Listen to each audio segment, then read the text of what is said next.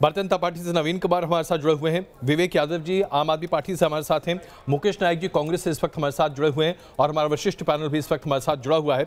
मुकेश नायक जी, पहला सवाल आपसे इसलिए पूछना चाहूंगा क्योंकि एक सीट पर अगर बढ़त आज दिखाई दे रही है कांग्रेस की तरफ से, ये जो प्रदर्शन दिल्ली में है, इसे देखते हुए क्या आपको यह नहीं लगता कि बेहतर होता कि आप चुनाव लड़ते ही नहीं? पिछली बार आप खाता नहीं खोल पाए थे, अगर इस बार 1 या 4 सीट भी आती है तो इससे तो बेहतर था कि आप चुनाव की प्रक्रिया से बाहर निकलकर अपनी पार्टी को मजबूत करते और शायद फिर इसमें कूदते।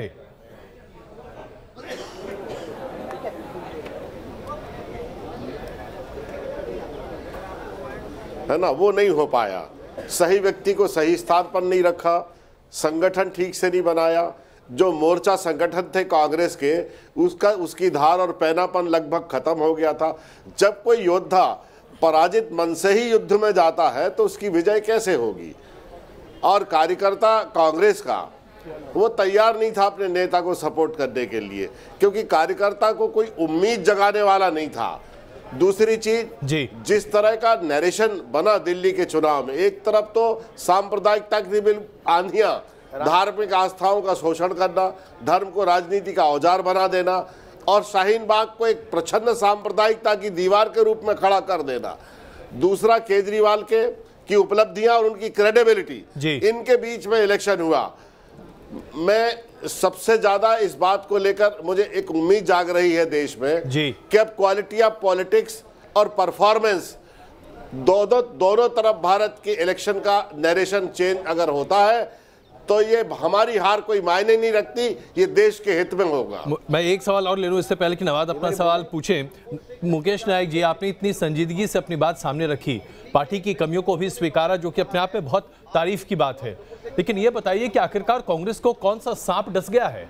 क्या हो गया है? पूरी पार्टी आज ऐसा लगता है कि पैरालाइज्ड है, आपके पास कहीं कुछ है नहीं, न लीडरशिप है, न सोच है, न कार्यकर्ताओं में जोश है। और अगर यह स्थिति है तो फिर महात्मा गांधी ने जो ऐसे ही एक अलग अंदाज में बात कही थी कि कांग्रेस को भंग कर देना चाहिए, क्या वो दिन आ गया है? कांग्रेस को भंग कर दीजिए और एक नई दिशा में, एक नई सोच के साथ एक नई पार्टी खड़ी कीजिए।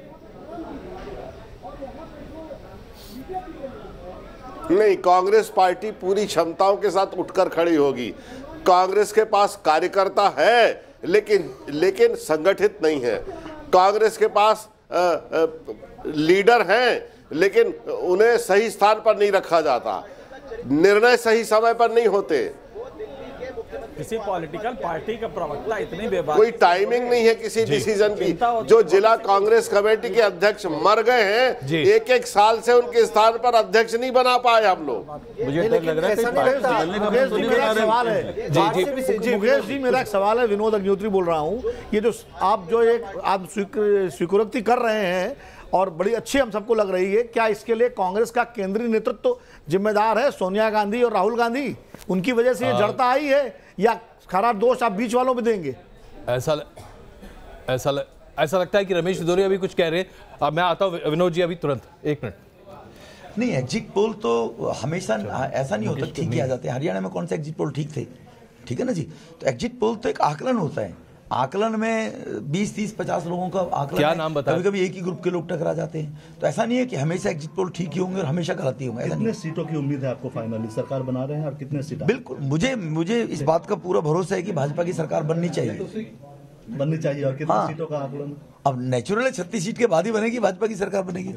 सर 1 मिनट, निधि सर हमारे यहाँ की विधुड़ी को आप सुन रहे थे। और अभी जो शुरुआती रुझान आ रहे हैं उसके अंदर सीधे तौर पर आम आदमी पार्टी को 53 सीट है, बीजेपी 16 सीटों के रुझानों पे आगे है और कांग्रेस का खाता यहां खुलता दिख रहा है। अब हमारे साथ कांग्रेस से बात करने के लिए अब्दुल खलीक जुड़ गए हैं, बिल्कुल उनसे बात लेकिन एक विनोद जी, आपकी यहाँ पर एक छोटी टिप्पणी ले लें, क्योंकि मुकेश जी अब हमारे साथ इस वक्त नहीं है, उनका लाइन कट गया हमसे। लेकिन जो अभी मुकेश नायक कह रहे हैं उसके बाद तो ऐसा लगता है कि भारतीय जनता पार्टी, माफ कीजिएगा, भारतीय जनता पार्टी जो कह रही है कि कांग्रेस मुक्त भारत, ये तो सपना साकार होता ही दिख रहा है। कांग्रेस की स्थिति वही बनती दिख रही है। अभी कहना जल्दबाजी है, दिल्ली जरूर कांग्रेस मुक्त है अभी, लेकिन अभी मध्य प्रदेश है, छत्तीसगढ़ है, राजस्थान है, सरकारें हैं कांग्रेस की, महाराष्ट्र में मिलीजुली सरकार है, झारखंड में सरकार है। तो बल्कि भारतीय जनता पार्टी ने नारा तब दिया था जो कांग्रेस लगभग साफ हो रही थी, तो उसके बाद कांग्रेस ने रिकवर भी किया है। लेकिन मैं मुकेश नायक जब चले गए, मैं यही पूछ रहा था कि इतना सारी उन्होंने स्वीकृति की, ईमानदार स्वीकृति की, तो उसके लिए जिम्मेदार कौन है? जिम्मेदार तो केंद्रीय नेतृत्व है जो जड़ता है। तो वो मैं सुनना चाह रहा था उनसे। अब वो चले गए, इसलिए ये नए प्रवक्ता आए हैं, शायद तो डर लगा आ जाए कि वो कहीं कांग्रेस से विद्रोह की राह पर तो नहीं चल रहे हैं, क्योंकि ऐसे बयान अमूमन तभी आते हैं जब आप बहुत आश्चर्यजनक बात वो कर रहे हैं। सवाल पूछा था, अगर वो केंद्रीय नेतृत्व पे उंगली उठाते तो शायद वो राहुल जी की बात सही हो जाए। आत्मालोचन नहीं है, वो तो बिल्कुल आरोप था अपनी पार्टी पर, पूरा एक आरोप था, वो बहुत गंभीर आरोप बात लगा रहे थे। वो ये भी भूल गए, विनोद ने भी कहा कि अभी इतनी सरकारें, उसने 3-4 बड़े राज्य जीते हैं जी, लेकिन केंद्रीय आप राष्ट्रीय कांग्रेस को देखें और दिल्ली में देखें और लोकसभा में भी देखें तो लगता ही नहीं कि इतने राज्यों में सरकार चलाने वाली सबसे पुरानी पार्टी है। बिल्कुल दिल्ली के अंदर चुनावों में वो चीज नहीं दिखी, आत्मबल उसका टूट चुका है। वो अपनी जीतों को भी वो शायद जीत के रूप में नहीं कर पा रहे, अपने आप को दरअसल एक पार्टी के तौर पर ही प्रस्तुत नहीं कर पा रहे, जो कि अपने आप में बड़ा दुर्भाग्यपूर्ण है। नावेद जी, नवीन कुमार जी हमारे साथ हैं बीजेपी से।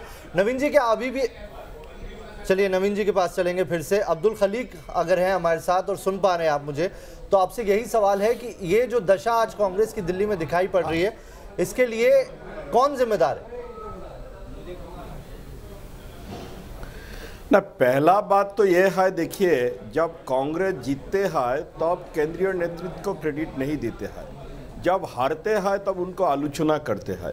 अभी आप लोगों ने ही बोला था, जब हम लोग मध्य प्रदेश में जीता, जब राजस्थान जीता, जब छत्तीसगढ़ जीता, जब झारखंड में सरकार बने, तब कोई राहुल जी या सोनिया जी को क्रेडिट नहीं दिए। अभी जब हारते हैं तब उनको आलोचना करते हैं। देखिए, दिल्ली में हमारे ऑर्गेनाइजेशन ठीक नहीं है। ये जब केजरीवाल जी आया तब हवा बने। इवन लास्ट टाइम जो बीजेपी का हालत क्या हुआ था। अब्दुल जी, कितना वक्त लगता है कांग्रेस पार्टी को इस बात को समझने में कि शीला दीक्षित के छाये के बगैर आप नहीं जी सकते हैं? इससे केंद्रीय नेतृत्व। अब्दुल जी, आप हमारी आवाज सुन पा रहे हैं? नहीं है अब्दुल जी, यहाँ हमारा ऑर्गेनाइजेशन वीक था। अब्दुल जी, आप हमारी बात सुन रहे हैं? और इसका मतलब ये नहीं है कि अब्दुल जी हमारी बात नहीं सुन पा रहे हैं। मुझे लगता है कि इस तकनीकी दिक्कत को जरा दूर करके हमसे दोबारा सवाल पूछेंगे। कोमल सिंह जी इस वक्त भारतीय जनता पार्टी से हमारे साथ जुड़ चुके हैं। कोमल सिंह जी, भारतीय जनता पार्टी के हर नेता का बयान था 48 या उससे ज्यादा, किसी भी कीमत पर कम नहीं। तो ये बताइए कि आज जो अभी तक रुझान सामने आ रहे हैं, भारतीय जनता पार्टी 16 सीटों पर बढ़त बनाए हुए है, तो क्या आपको उम्मीद है कि अगले 2 घंटे में यह बढ़त 16 से बढ़कर 48 या 50 तक पहुंच जाएगी?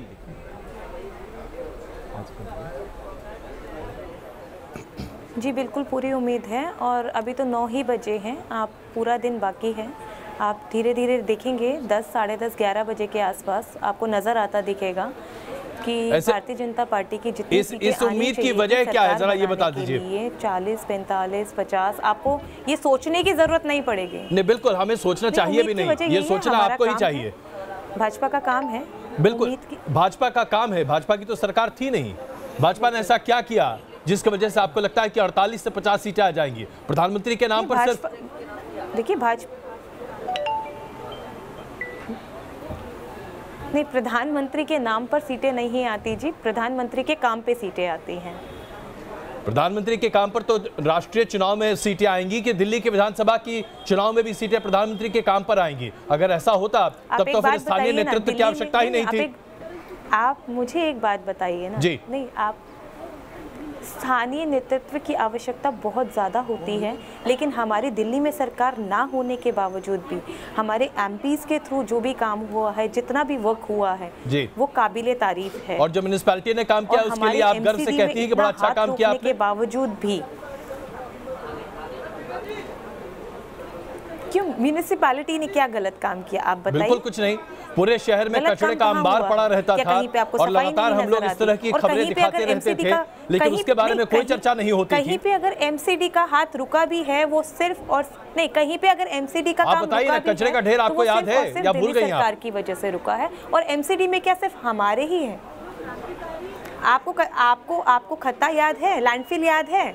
लैंडफिल पे अभी हटाने का जो काम शुरू हुआ है, कौन कर रहा है, आप बताएं?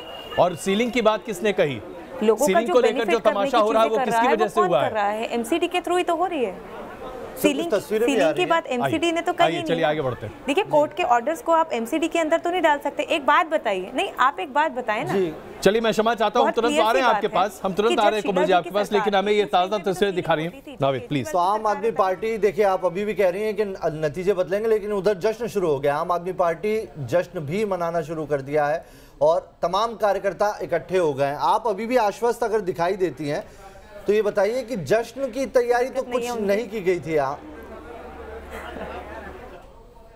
ऐसा लगता है क्या? सबसे सटीक नतीजे सिर्फ न्यूज नेशन पर आप देख सकते हैं। न्यूज नेशन ही हर जगह देखा जा रहा है और खुद संजय सिंह के घर पर हैं जहां जश्न की तैयारी चल रही है और न्यूज नेशन पर नतीजे देखे जा रहे हैं। साथ ही आप देख सकते हैं जश्न की तैयारी के लिए गुब्बारों का यहां पर तैयार किया जा रहा है ताकि घर को सजाया जा सके। और खुद संजय सिंह की जो पत्नी है, धर्मपत्नी, वो हमारे साथ हैं। आप बताइए कितनी तैयारी कर ली और शुरुआती रुझान तो आपके हक में आते दिख रहे हैं? ये हम लोग का मेहनत है और अरविंद जी ने जो काम किया है दिल्ली में उसका परिणाम है और हम लोग ने खुद पर्सनल इतनी मेहनत करी है कि उसका रुझान और आपके सामने आ रहा है। इसीलिए हम उसकी जश्न के लिए इसकी तैयारी कर। लग रहा है जनता का प्यार पूरा मिलेगा? पूरा भरपूर प्यार मिल रहा है जनता का। और जिस जगहों पे हम लोग गए वहाँ पे पूरी बहुमत से जनता बोलती थी कि आप लोग को आने की जरूरत नहीं, सरकार आपकी आ रही है। देखिए तो मेहनत करी है तो उसी को लेकर जश्न भी मनाया है। देखिए जी शुरुआती जो तौर पर दिख रहा है यहाँ पर, उसमें आपको लोगों को बढ़त मिल रही है? मुझे लगता है दिल्ली की जनता किसी के बहकावे में नहीं आने वाली और दिल्ली की जनता ने अरविंद जी के जश्न की क्या तैयारी है? जश्न के लिए भी गुब्बारे हम लोगों ने कर दिए, खाने पीने का सब इंतजाम। यहाँ पे कार्यकर्ता आते रहेंगे और सब लोग हंसते गाते रहेंगे। कार्यकर्ता आएंगे और देखते रहेंगे और न्यूज नेशन जो है सबसे पहले आपको सटीक नतीजे दिखाता रहेगा, बताता रहेगा किसकी दिल्ली होगी ये बताएगा और सबसे पहले नतीजे आपको सिर्फ न्यूज नेशन पर ही देखने को मिलेंगे। वीडियो जर्नलिस्ट जयराम के साथ मोहित बख्शी, न्यूज नेशन दिल्ली। तो सब जगह पर अब देखिए किस तरीके से जश्न का शुरुआत हो गई। संजय सिंह के घर की तस्वीरें आप देख रहे थे। इससे पहले हमने आपको मनीष सिसोदिया के घर की भी तस्वीर दिखाई थी और अमूमन सब जगह जश्न इसी तरीके से दिखाई दे रहा है। विजेश गोयल जी हमारे साथ आम आदमी पार्टी से जुड़े हुए हैं, उनका रुख कर लेते हैं। विजेश जी, जो अभी तक रुझान है उसमें 53 सीटें हैं, आप 60+ और उसकी बात कर रहे थे। बीजेपी ने भी गेन किया है, इसको नजरअंदाज नहीं किया जा सकता। और साथ ही बीजेपी अभी भी मान के चल रही है कि नतीजे पलटेंगे।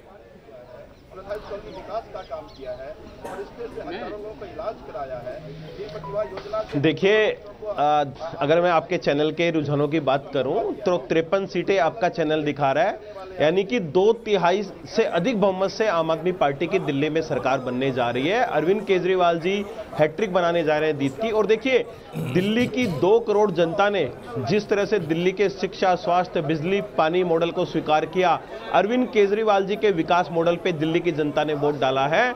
और बीजेपी का जो 22 साल का जो सूखा बनवास था, मुझे लगता है 5 साल उनको इंतजार और करना पड़ेगा उसके लिए। विकास तो आम आदमी पार्टी के विकास मॉडल की, केजरीवाल जी के विकास मॉडल की जीत होने जा रही है। किया है। और आज मंगलवार, देखिए आज मंगलवार का दिन है, आज बहुत ही पवित्र दिन है। और जिस तरह से पिछले दिनों में बीजेपी के नेताओं ने हनुमान जी का अपमान किया, हनुमान भक्त अरविंद केजरीवाल जी का अपमान किया, तो हनुमान जी के कोप का भी शिकार आवाज सुन पा रहे हैं, जरा इतना बता दीजिए। 5 साल आपकी सरकार यहाँ चली क्योंकि पूर्ण बहुमत की सरकार थी, 67 सीटें थी। एक बार भी अरविंद केजरीवाल या आपके किसी भी पार्टी के नेता को मंदिर जाते हमने तो नहीं देखा। आज बड़ा हनुमान चालीसा का पाठ कर रहे हैं आप लोग, मंगल याद भी आ रहा है। यह मंगल अमंगल हो जाता आपका अगर आप बहुत ज्यादा अपने आप को संयमित न रख पाते।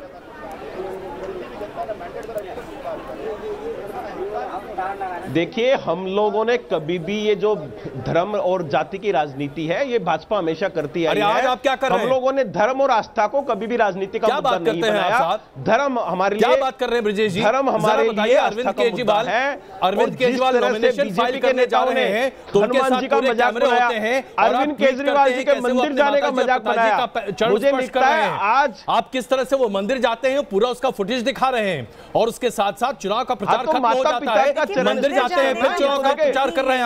आप क्या बात करते हैं? किस धर्म की आस्था के अंदर आप नहीं गए?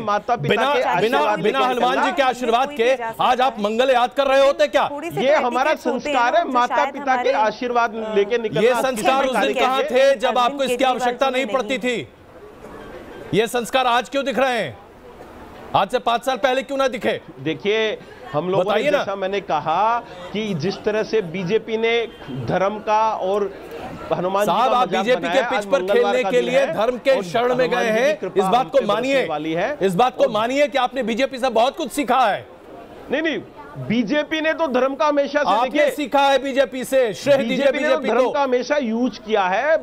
बीजेपी ने, सर, हमारे लिए धर्म हमेशा आस्था का मुद्दा रहा है और दिल्ली में आज अरविंद केजरीवाल जी के विकास मॉडल की जीत होने जा रही है। पहली बार दिल्ली की सवाल है कि इसका जवाब काम के नाम पे भी वोट पड़ते हैं, विकास की राजनीति पे वोट पड़ते हैं। महाराज, आपसे एक सवाल है, जरा सुन ले। पहली बार हमने देखा, कम से कम मैंने, देश में कि किसी नेता ने इतना बड़ा दावा किया जैसा अरविंद केजरीवाल जी ने किया कि हनुमान जी ने उनसे कहा कुछ कि तुम ही जीतोगे। मतलब सीधे भगवान से, हनुमान जी से उनका संवाद हो रहा था। ऐसा दावा तो बीजेपी में भी किसी ने नहीं किया। ये क्या है? और इसको ट्वीट किसने किया? खुद अरविंद केजरीवाल ने किया। ये क्या है? देखिए, आस्था अगर निजी है तो उसको सार्वजनिक करने की जरूरत क्या है? चुनाव के 3 दिन पहले देखिए,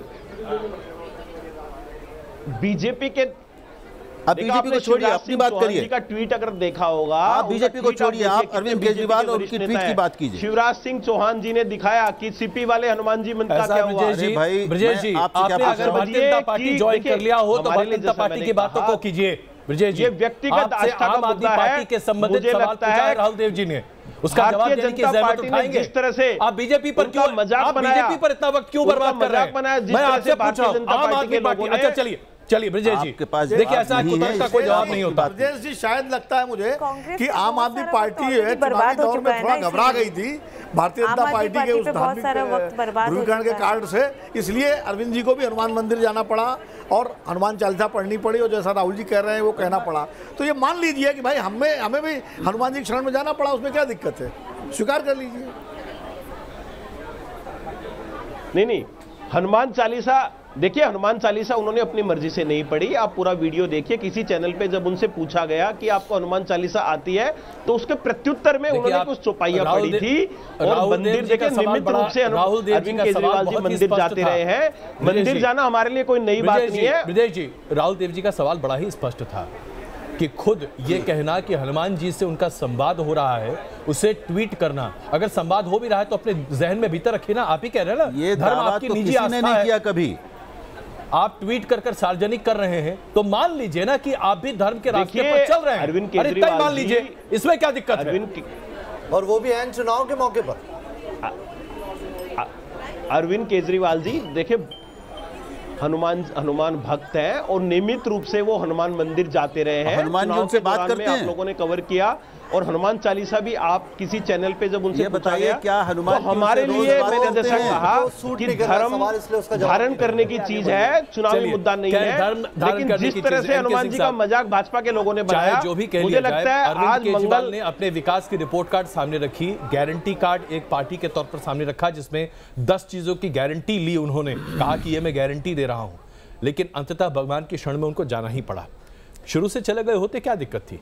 नहीं, उसके पीछे एक संदर्भ है। जो हनुमान वाला प्रकरण आया था उसके 24 घंटे पहले आप ये कह सकते हैं कि आम आदमी पार्टी एक तकरीर में कहा था कि जो लोग शाहीन बाग के साथ हैं, ये बता, तो पूरा दिन वो लोग देश का बंटवारा कर रहे हैं, ये कहा था उन्होंने। इसका इनडायरेक्टली इसका ये था कि शाहीन बाग जो पूरी तरह से इसकी मजम्मत नहीं कर रहा है, वो देश का बंटवारा करा रहा है। मतलब कि उन्होंने कम्युनल डिवाइड की बात कही थी। इसके बाद उनकी मजबूरी हो गई कि वो ये बताए कि नहीं, हम भी उतने ही हिंदू हैं जितने कि बाकी लोग हैं। इसके लिए उन्होंने कहा था, हालांकि उनको कहने की जरूरत नहीं थी। ये पॉलिटिक्स में एक अजीब से मकाम आता है जिसमें कि आपको जनेऊ दिखाना पड़ता है। आपको कहीं हनुमान जी की बात पूछा जाए उनसे कि भाई जो कम्युनिकेशन कर रहे हैं तो किस टेलीफोन में नंबर पे कर रहे हैं, जरा हम लोग को ही बता दो, हम लोग भी कर लिया करें।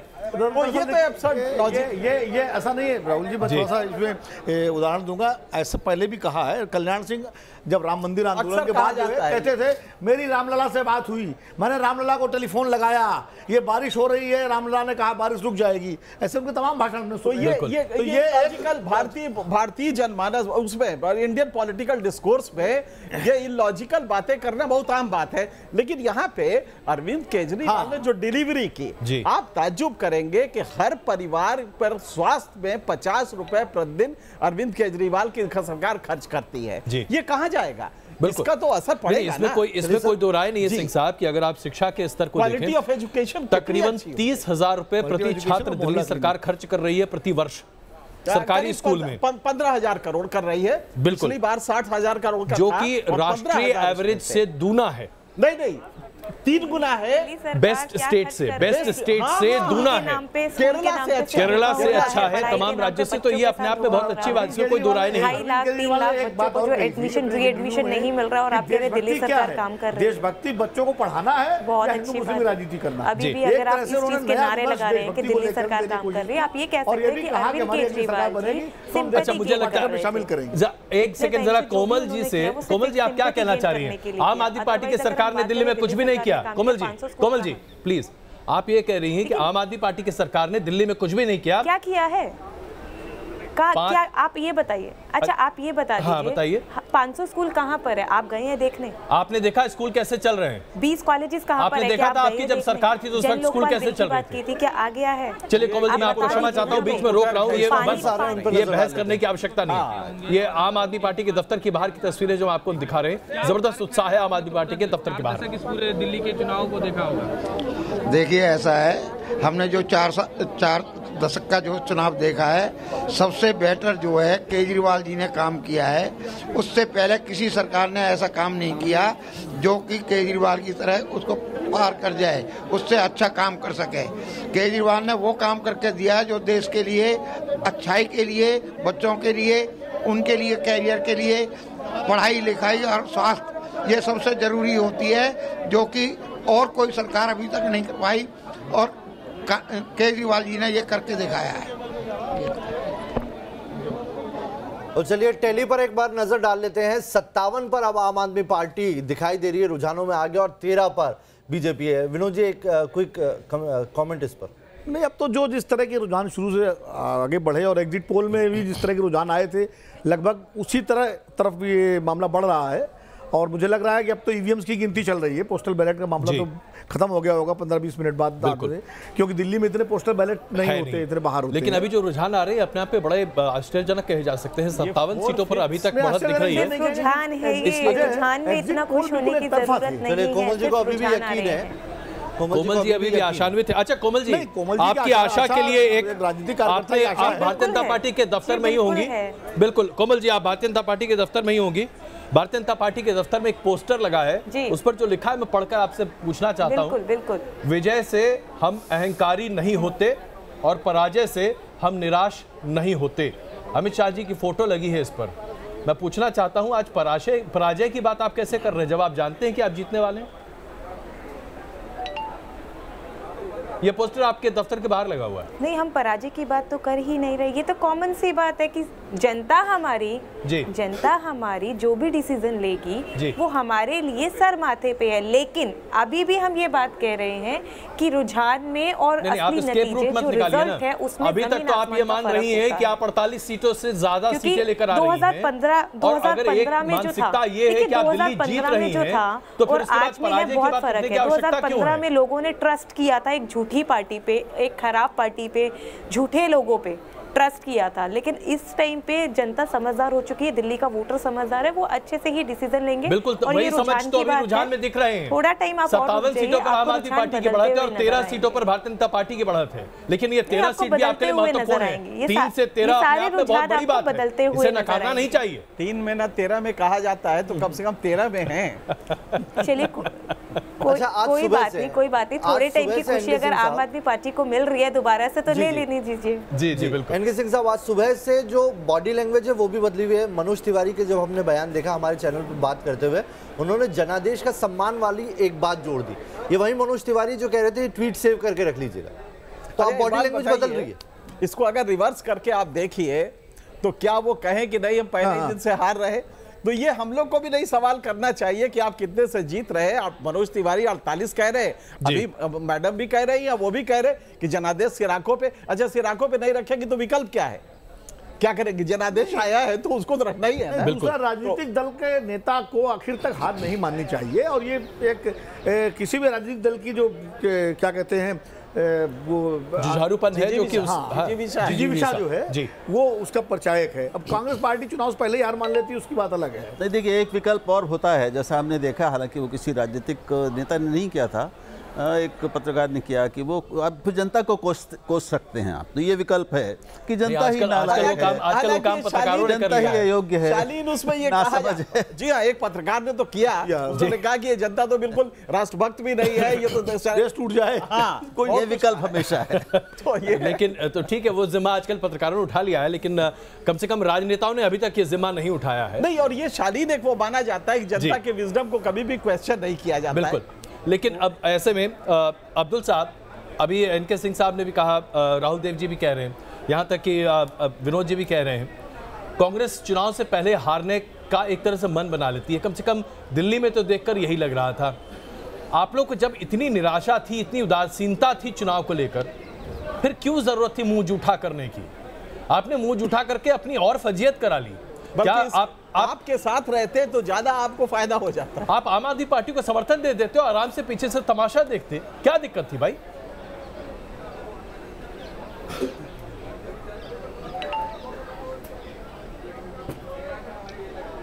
कुछ तकनीकी दिक्कत है, अब्दुल जी की आवाज आज पहुंच नहीं पा रही है। लगता है कांग्रेस की कुछ तकनीकी दिक्कत पार्टी के भीतर और टेलीविजन चैनलों पर भी बनी हुई है। ऑफिशियल इनसे रिएक्शन ले लेंगे कि अब इन रुझानों के बाद क्या वो हार स्वीकार कर रहे हैं क्या अभी से ही, क्योंकि इलेक्शन से पहले ही? बिल्कुल, लेकिन अब यहाँ पर एक चीज जो कि बढ़ती हुई दिख रही है, भारतीय जनता पार्टी का ग्राफ बढ़ता हुआ दिख रहा है। 55 सीटों पर भारतीय जनता पार्टी रुझान में आगे बढ़ती दिख रही है। 55 सीटों पर आप आगे बढ़ती दिख रही है और भारतीय जनता पार्टी 15 सीटों पर आगे बढ़ती दिख रही है। यानी कि ये इजाफा भारतीय जनता पार्टी के आंकड़ों में होता दिख रहा है।